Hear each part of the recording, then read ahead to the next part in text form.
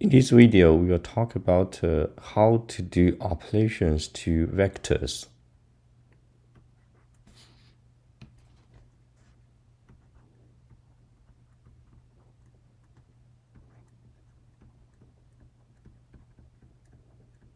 So exactly what operations we are going to do with vectors. So we're going to do addition,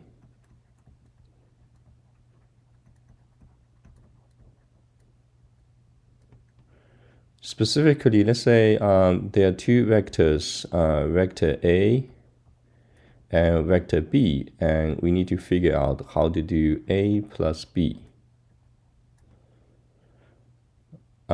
Second operation to vectors is subtraction.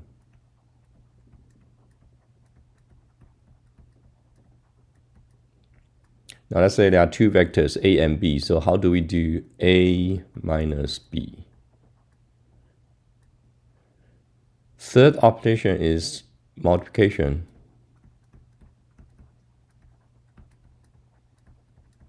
So now you see it's just like a regular number, a pure number. When we do addition, subtraction, we also do multiplications.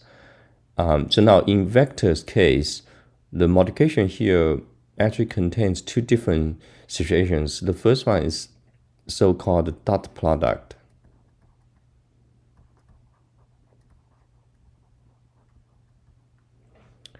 And the operation is written as A dot B. The second multiplication is cross product.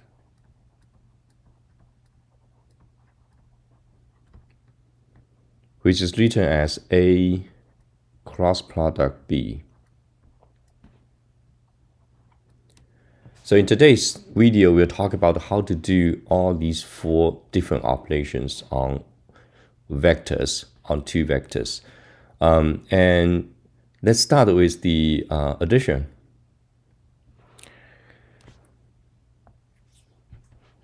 So now let's say I want to do vector A plus vector B, and vector A is the following. Is this arrow that represent the vector A. And we already talked about the meaning of this arrow. The length of this arrow represent excuse me, the magnitude of A, which is written as A without the arrow above this letter. And it also has a direction. Let's say we draw a reference direction theta. Then that's theta here entered in the second component of this vector. And B similarly is written as this picture, and then we have a representation for B here equals B's magnitude plus its angle. So now to differentiate between these two different directions, let me call this beta. And actually there's one more thing I need to specify for the representation here. So there's this end, we call it tail. So that's the tail end of the vector A.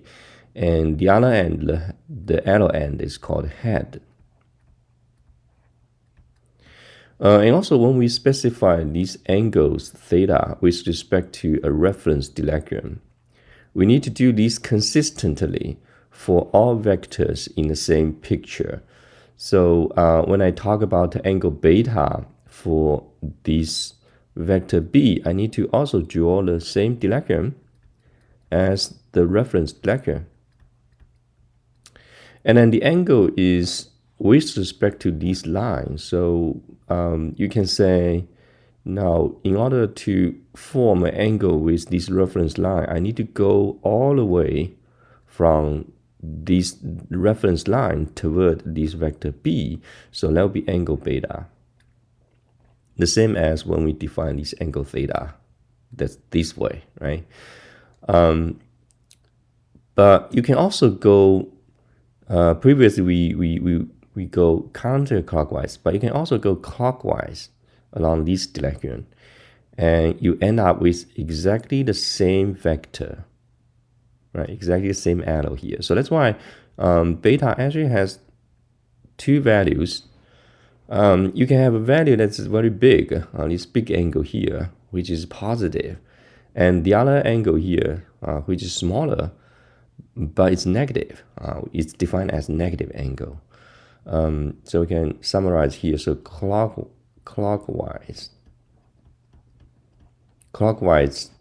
rotation here is negative angle.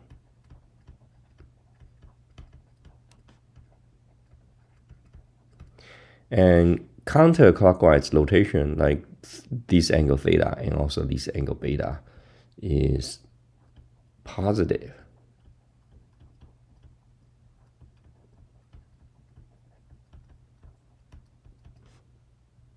That's defined as positive angle.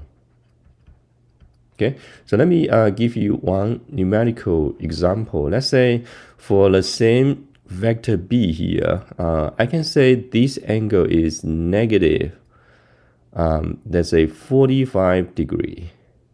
Okay, and I can also go in a counterclockwise direction, and then go be positive 315 degree. Okay, and reason for that is because I need to add up to 360 degrees, right? So we have 45 here already, so we need another 315 degree. So the representation of B can be the length of B plus this angle, either positive 315 degrees or negative 45 degrees. Okay, so that's one more thing I need to clarify before I talk about the addition of these two vectors.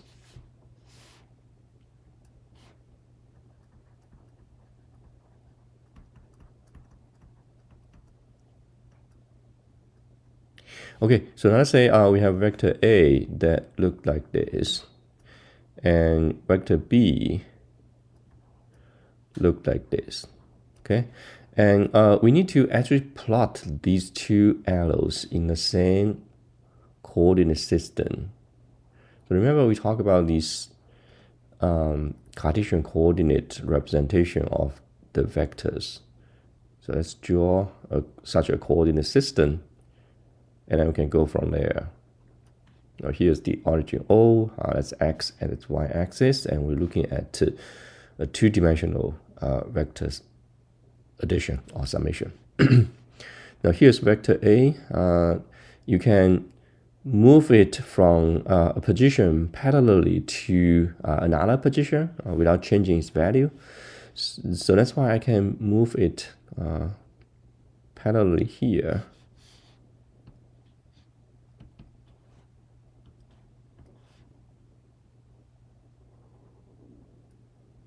That's vector A. Okay, now vector B, let me do it, move it parallelly here.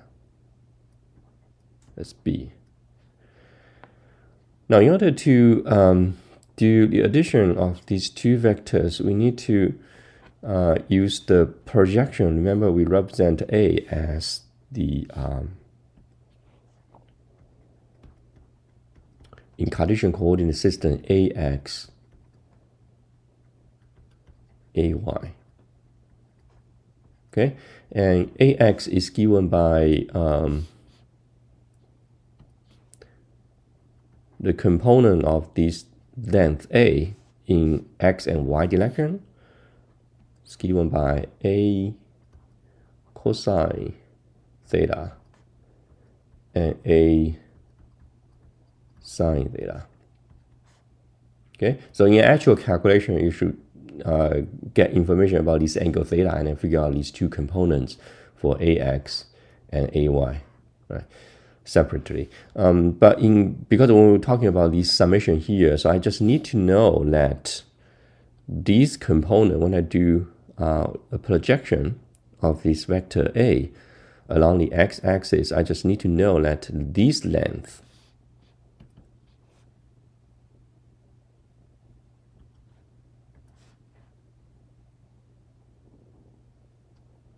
is ax. And when I draw a projection to the y-axis, this length here is ay.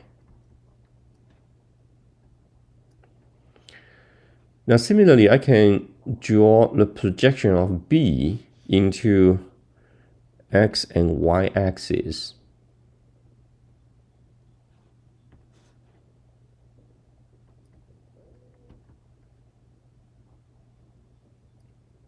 So that's bx.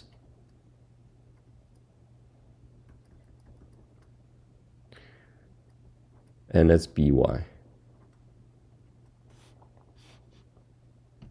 So when I do the summation of them, I will just do the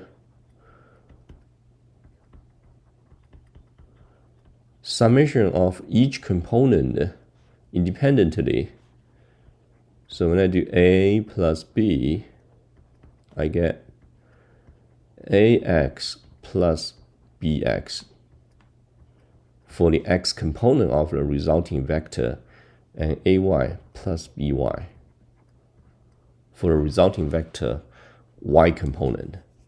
And if I call the summation here, I call it C, vector C, then ax, bx will be associated with cx, and ay, by is associated with cy. Or you can say cx equals ax plus bx, and cy equals ay plus by. Now when we do the summation of each component, we also need to pay attention to the direction of the component. So now let's say in this picture, ax is positive. Ay is also positive. Now when I look at the b here, bx is positive along the positive x-axis. However, by is downward along the negative y-axis. So by is actually negative. So that's one thing you need to be careful about when you plug in an actual number in this summation. Remember, this by, these quantity need to be negative when you plug it in. Okay, so now let's see. When I sum up the two components independently, right? Let's see. We're going to add that because both ax and bx, they're positive, so we're going to add up the length of these two arrows. So what we have here is, we use this color. Let me try to measure at the head of this ax an additional length bx. So now let's say that is bx, so I stack them up. Then I get this total length here called cx. That's the cx here. Now for ay and by, because they're opposite in directions, ay is positive, by is negative, so we're going to cancel. We're going to have a partial cancellation of the length. So now suppose that according to this picture, by is longer. So I need to figure out, let's say, this length here is ay. So I need to subtract this length from by, and I have this left. That's cy. Okay? And if I want to draw the resulting vectors, then I need to use cx and cy to do the drawing. And remember, cy can be moved here, right? So that's what we have here. That's vector c. All right, so that's how we do the summation of these two vectors.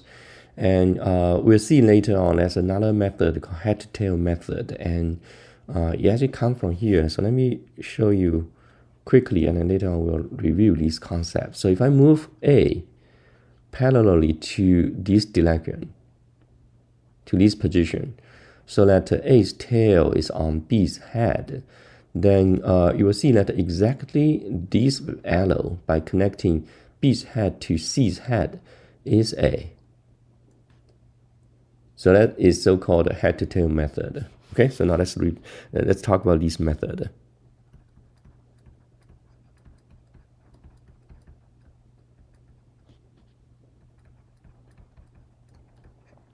And let's also give the previous method a name. That's called like component method. Okay, because we use the components of A and B, right, to do the summation. So now we call this head-to-tail method. Okay, so how to do that? According to this picture, I need to put A's tail right at B's head, and then the resulting vector of A plus B is by connecting B's tail to A's head. Okay, so instead of looking at this component picture, let's start from this picture, these two pictures. Okay, so I'm going to move move A to B's head parallelly.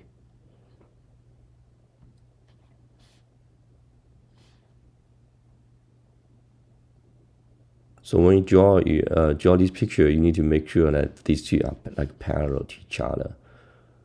That would be A. Okay. Now A plus B is given by connecting B's tail to A's head, and that is vector C. All right, so that's head-to-tail method. It's actually proved using this component method, which is like the mathematical definition of the summation, right, of like regular number, and also for this case, vectors. We define that summation for the components. Okay, so let's talk about a useful formula to calculate the C's, both magnitude and direction. Okay, now to get a clear picture, let me redraw the previous diagram, but now I'm going to draw it differently. Instead of moving A to this position, I'm going to move B to that position. So that's A, and here's B. So I'm going to move this B parallelly to the head of A, and that's B. So the resulting vector A plus B is this quantity, this arrow, C.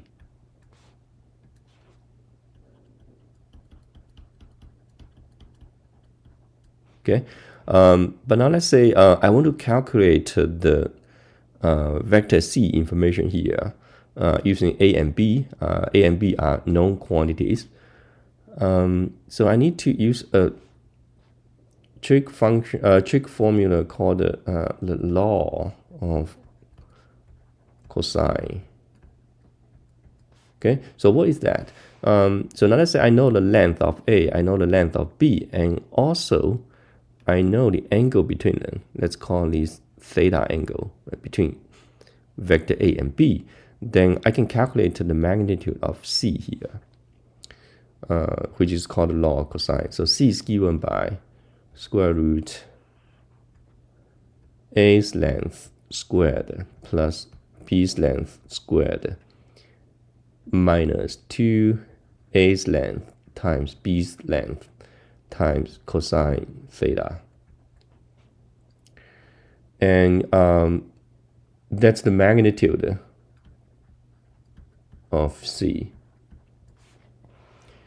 Now, how about its direction? Suppose I want to calculate its direction. Then that will be according to the setup. So if you have a coordinate system and you have a reference direction along the x-axis, then you can actually calculate the angle of the vector c with respect to that reference direction. Okay, so my drawing here seems to make c the x-axis. However, if you, let's say the x-axis is, let's say, this direction. Let's say that's x. Okay, so now according to the A vector's information, that would be vector A's angle. Let's call it theta A. Okay, and vector B's angle would be seems to be parallel to this x-axis that I drew here, but it will be with respect to let's say that's reference direction. That would be angle B. That's theta B. Okay, now theta C would be this angle. So that's the angle I need to calculate. So now let me tell you that according to this diagram, or actually for an actual question, the relation will be different. Angle relation will be different. But for this particular drawing, okay, theta C seems to be theta A minus this alpha angle. So let me call this angle here alpha angle. So if you can calculate alpha angle, and because theta A is known already, then you can calculate theta C. That's the direction of C. Okay, so how to calculate alpha angle?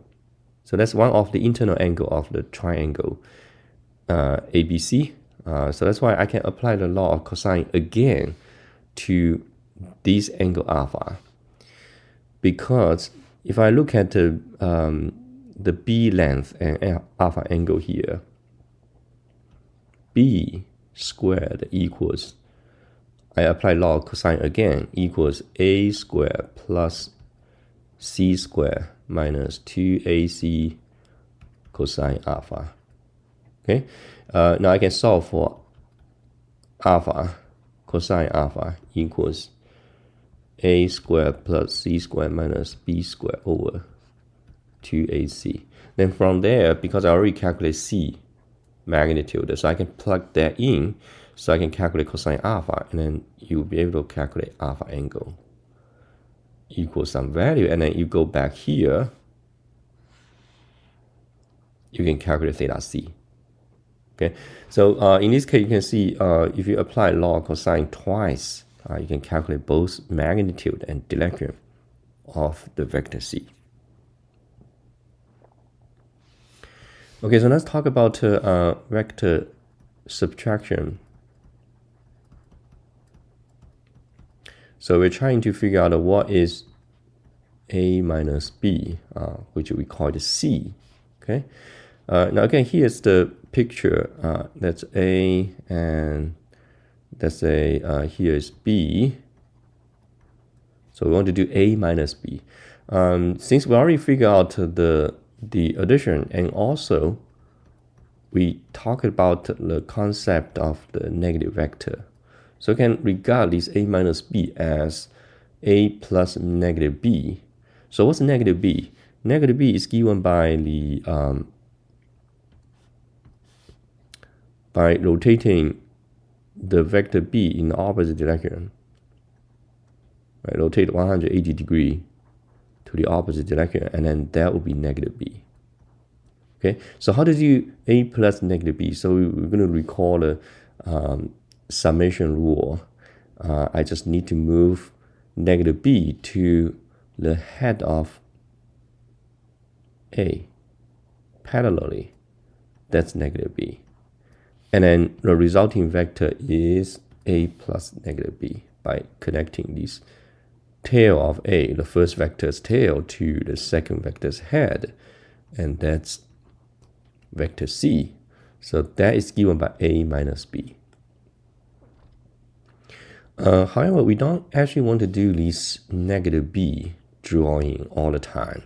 So how about let's figure out how to draw the vector C using vector A and vector B directly. Okay, so let me draw this line parallel to the side of negative b. So we form a parallelogram, and the length here is the same as b's length. So you can say this vector is the same as vector b. I just move it parallelly to this new position. And then I can also move c to the other side parallelly.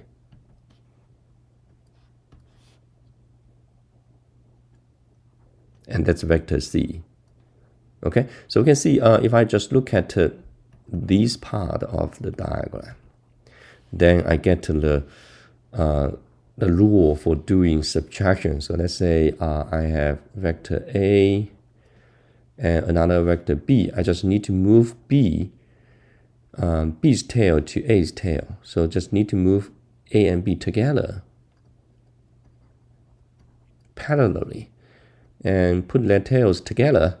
Then the resulting vector of a subtracting b is given by connecting the second vector head to the first vector's head, and that is c.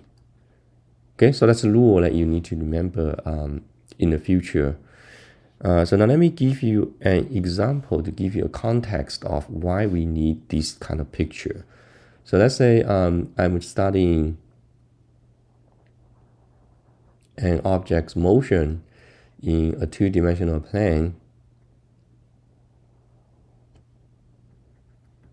x and y axis, and vector a, let's call this r1. So let's say at instant 1, time instant 1, we have position vector r1 to represent this object's position. And after some time, the object moves here.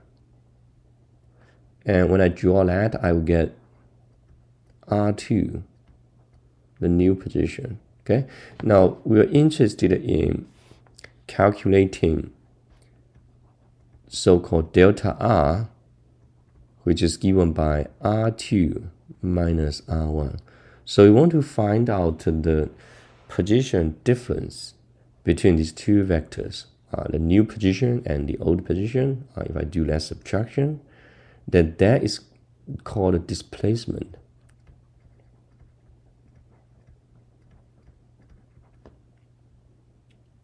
And that's quantity we're going to study in the future when we talk about an object's motion. Now, according to our rule here, right, the first vector minus second vector, the resulting vector is given by connecting the second vector's head to the first vector's head. So that is delta R. Okay, so now you see that we can now apply this vector subtraction rule to do this calculation, to study an object's motion. Okay, so now the third operation is multiplication.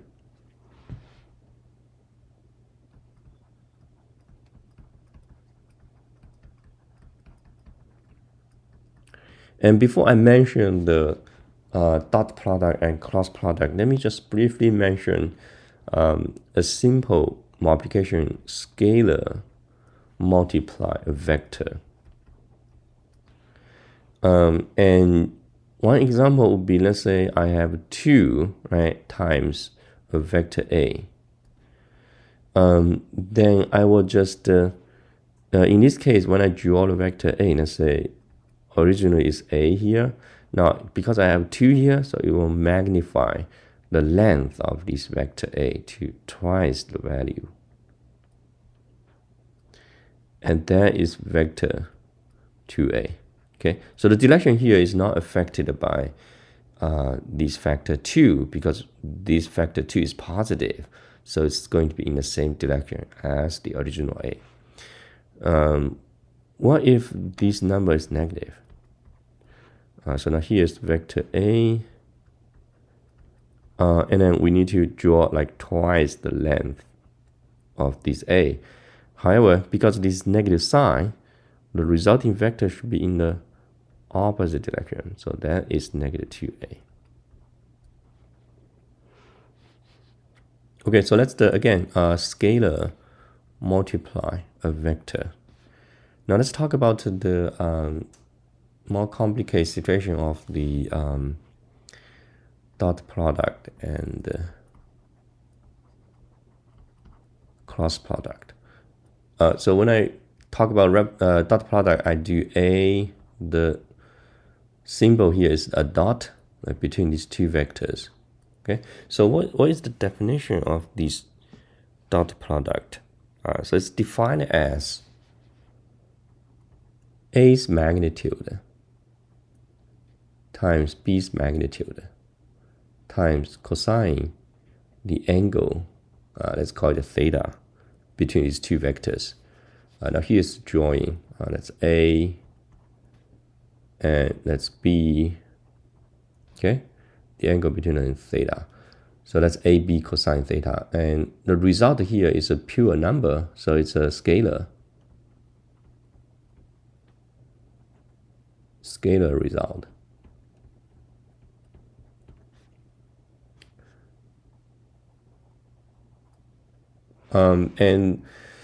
If I do this dot product using component form,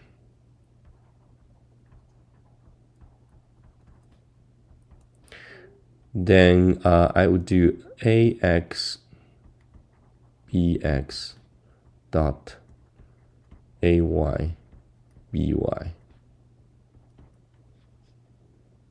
Oh, excuse me. I will do AX AY dot BX BY. Okay, so that equals AX BX. So you're going to do the diagonal terms like AX X term with X term, Y term with Y term, and then the result is sum together AY times BY. Okay. The place where we're going to see this kind of operation is when we define work. So in the future, we'll see work represent the amount of quantity, right, that is done to an object's motion, and we're going to use force dot displacement F dot S, and that is called work. And we'll see that we're going to need this dot product in the definition of work. Okay.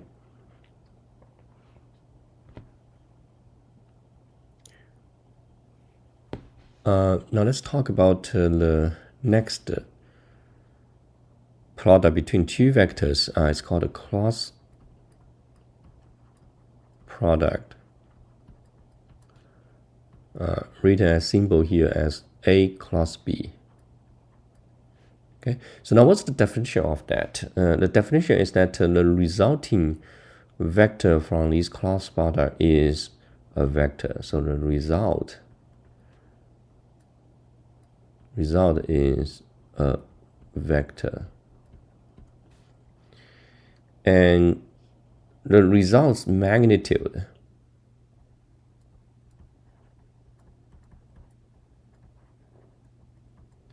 is given by A's magnitude times B's magnitude times sine theta. Okay, so again, theta here is the angle between these two vectors. So now let's say I have A and B like this. Then that's the angle theta between these two vectors. Okay, so that's the magnitude. Now, since result is a vector, so we also need to talk about its direction.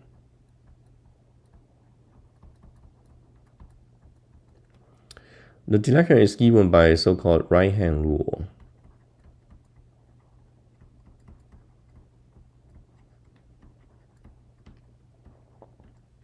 So you need to use your right hand to figure out the direction of this A cross B. So now let's say I start from the first vector A, and that will be your right hand's finger direction.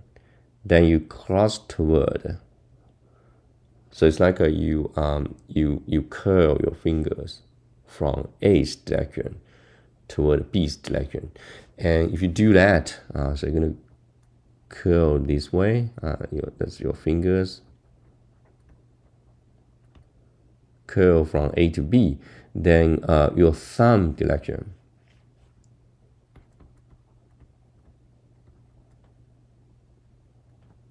Thumb direction is A cross B direction. So that's the right hand rule. Okay, so now in this case, the direction of the thumb is into the page.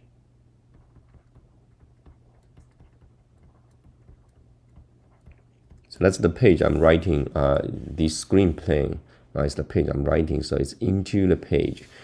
And there's a symbol for that. Usually people use this a cross inside a circle to represent that direction. So that's this direction. That's A cross B's direction. And just a note here. So if it's out of the page,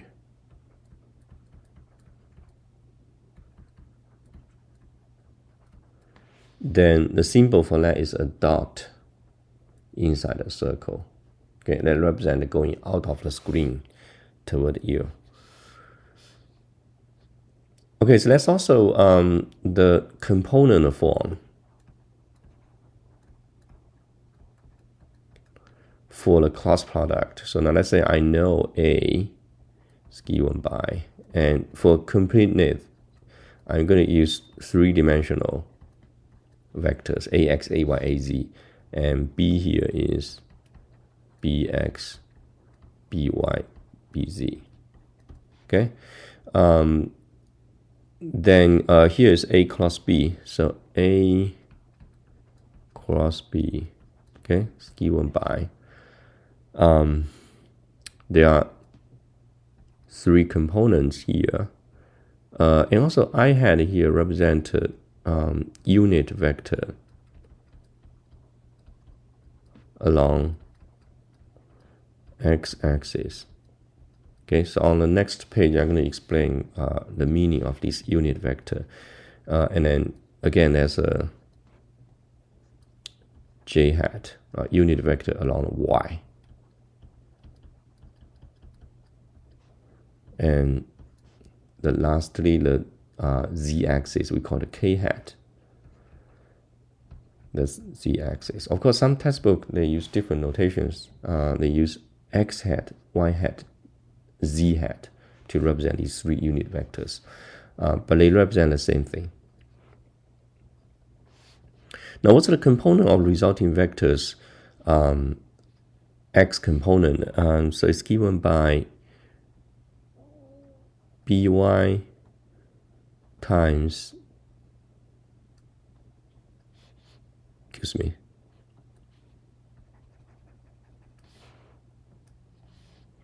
so it's given by ay times bz minus az times by. Okay, so you can see the x component, the I hat component is related to the y and z component of the two vectors. Okay, now for this one, there's a negative 1 in front of this parenthesis, and then inside it we have ax bz minus az bx. So now we have x and z component to form the y component, and here we have ax by minus ay bx. Okay, so how to get this? So let me use the next page to explain the unit vectors, and then we can come back to this equation. So unit vectors I already said to 3 unit vectors I hat, j hat, and k hat. They represent respectively x-axis, y-axis, and z-axis. Okay, so here's the 3-dimensional Cartesian coordinate system, x, y, z. Okay, and I hat would be the unit vector along this direction. J hat would be that way, and k hat would be along the z-axis. So now what's the meaning of the unit vectors? It means that its magnitude is 1, meaning if I look at the magnitude of I hat here equals 1, okay? And the magnitude of j is also 1, and also k here is 1. But their directions are along x, y, and z, respectively. Now, with this unit vector, we can have a convenient representation of the previous vectors. So, for example, A, we know is given by ax, ay, let's say for a 2D vector. We have these 2 components that we used earlier. Now, if I want to write down in terms of the unit vectors, I would say ax, I hat, plus ay, j hat. Okay. Of course, for 3-dimensional vector, you add the az, k hat. So that's the like mathematical representation of the vector A in terms of components plus the unit vectors. Okay, so that will give us convenience. Let's say I want to do A dot B. Then let's see what we get here. So ax I hat plus ay j hat plus dot ax excuse me,